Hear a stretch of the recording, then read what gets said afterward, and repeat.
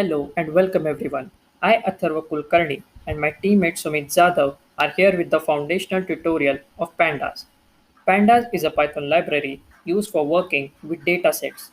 It has functions for analyzing, cleaning, exploring, and manipulating data. The name Pandas in software has a reference to both panel data and Python data analysis and was created by Wes McKinney in the year 2008. It is compatible with Python 3.7.1 and the above versions. This is the GitHub source code for Pandas. Now to install Pandas, we just have to write pip install pandas in the command prompt. I'm just going to open the command prompt by writing cmd in the search box, and as you can see it has opened up. Now I'm going to write pip install pandas. Since I have pre-installed it, the requirements are already satisfied. If you are using Visual Studio Code or Atom, you can search for this library in the console and download it from there. I am going to use Jupyter Notebook where some of the Python libraries are pre-installed. Jupyter Notebook is a very handy component when it comes to working in data science. To install it, I'm just going to write install Jupyter Notebook in Google. Now this is the official site from which you can install this. Here we have to go in the Jupyter Notebook section and we just have to click on this to install the notebook. After the successful installation of the Jupyter Notebook and Pandas, we have to import Pandas. So for that, first I'm going to open my Jupyter Notebook. After opening it, it will redirect me in my default browser, that is Chrome, and I'm going to create a new folder in my desktop. Now to create a new folder in the Jupyter Notebook, we have to click on New and then select Folder. I can rename my folder as Pandas Tutorial. Now inside Pandas Tutorial, we have to create a Python file. Now to create a Python file, we'll again click on New and select Python 3 this time. It redirects me in the new tab, and again I'm going to rename this as Pandas Basics. Yes, so everything is set up. We have installed Pandas, we have installed Jupyter Notebook. So now let's start coding. First, I'm going to import Pandas to work with it. So I'm going to write import Pandas as PD. Now adding as PD is recommended because otherwise we have to always write Pandas whenever we are performing operations of it. After writing this, I'm also going to import another Python library, that is NumPy. So I'm going to write import NumPy as NP. NumPy is a Python library that is used for working with arrays. It basically stands for numerical Python. Now I'm just going to run this to see if there are any errors. Since there are no errors, we can start with our actual programming. First, I'm going to create an array A, which is going to consist of 15 elements. So I'm going to write np dot a range, and bracket I'm going to write 15. Now this tells us that there are total 15 elements in an array.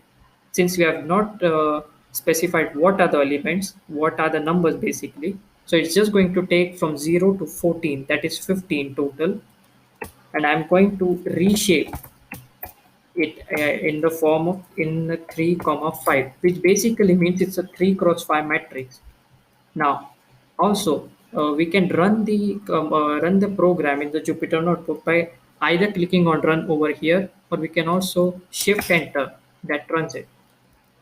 Now I'm just going to print this array. Yes, now as you can see, this array has been printed. Now we need to create some column names. So I'm just going to write B is another list. I'm going to write A, B, C, D, all in the single quotes, and E. Since we have 3 cross 5 matrix, so total 5 columns are there. So therefore there are 5 column names A, B, C, and E. A, B, C, D, and E. And now to arrange, now this is where Pandas comes into play. To arrange the data in rows and columns, I'm going to create a new variable called data You can use any other name. So I'm going to write data is equal to pd dot data frame, and inside data frame I'm going to specify what is going to be my row and what is going to be my column. So first comes the row, so this variable a is going to be my row, that is a comma. Now we have to write columns. We can write columns equal to b.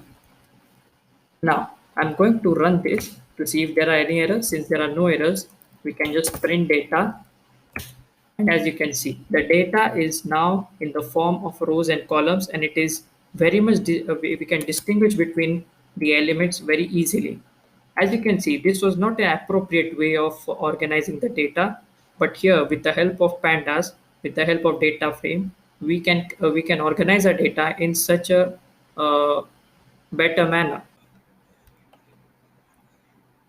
Now, I'm going to show you some of the operations that we can do with our data. For example, slicing the data. To slice the data, uh, I'm just going to write data.loc, and in the square brackets, I'm going to write colon, comma, in single quotes, b colon e.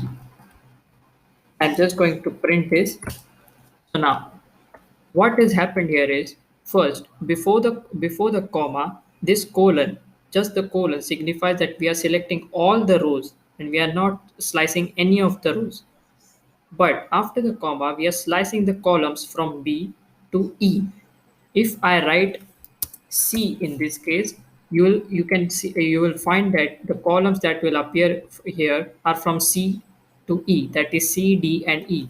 So if I run this, yeah, here you can see the columns are C, D, and E. In this way, we can slice our data in a very efficient manner. Now, Sumit will be demonstrating an application of pandas. So just look, we will look at some practical application. So we have created a folder pandas in which there is a data file and there is a code file. So we will just look at the data.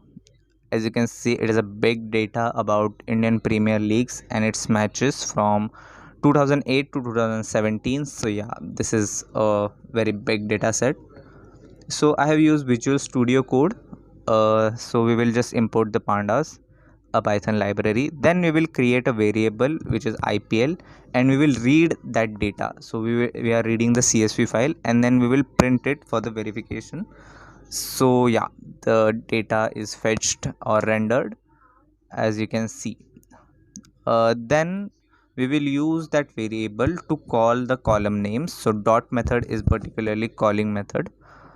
So yeah, you can see the name of all the columns, and season, city, date, team 1, team 2, etc. There is a lot of information.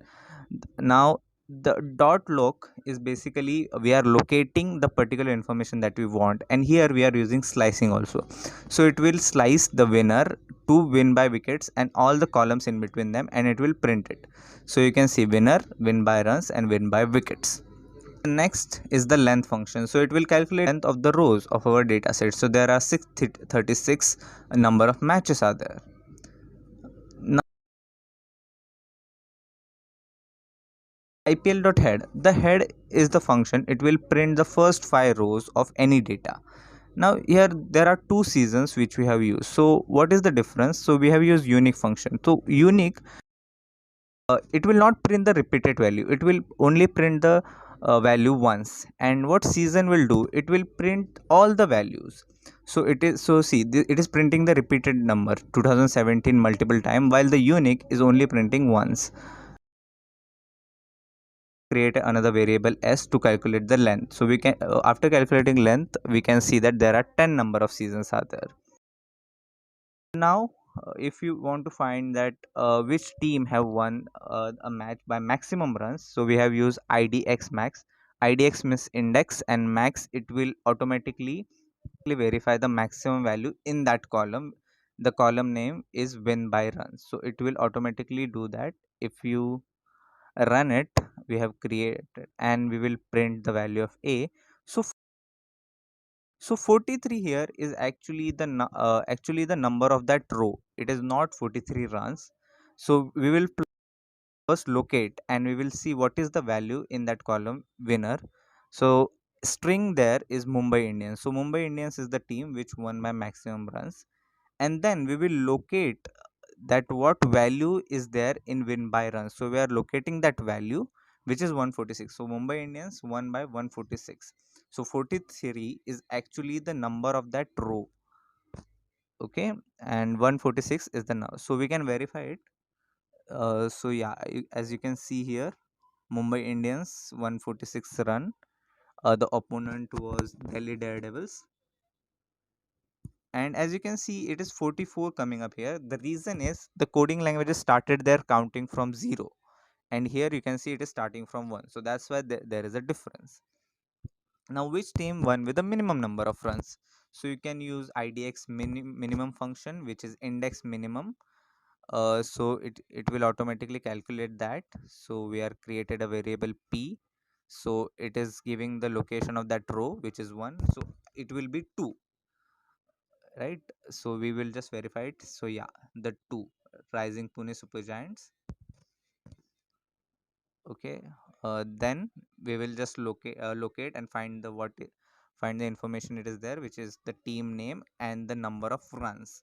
So Rising Pune Super Giants 0 runs. Now same with the wickets, again we will use the same method idx max. Then we will create another variable name q. Then again we will locate that what is actually value there, whether it is string or a number. So the value is coming Kolkata Knight Riders and 10 wickets. Now we will just see that how many teams won by wickets and how many times we have won by runs. So see, it is printing a huge data, but I don't want to calculate it, so I just use the function length. So yeah, so as you can see, so 339 times a team won by wickets, and we can do same for runs by creating another variable e. So as you can see, again a very large data we just calculate by length function, and 287 times a team won by runs. And to find a draw matches, we will simply do a mathematics. So the 10 times matches were drawn. Now Duckworth Lewis, it is very easy, as you can see, and we will just calculate the length. So 16 times the Duckworth Lewis rule was used in IPL.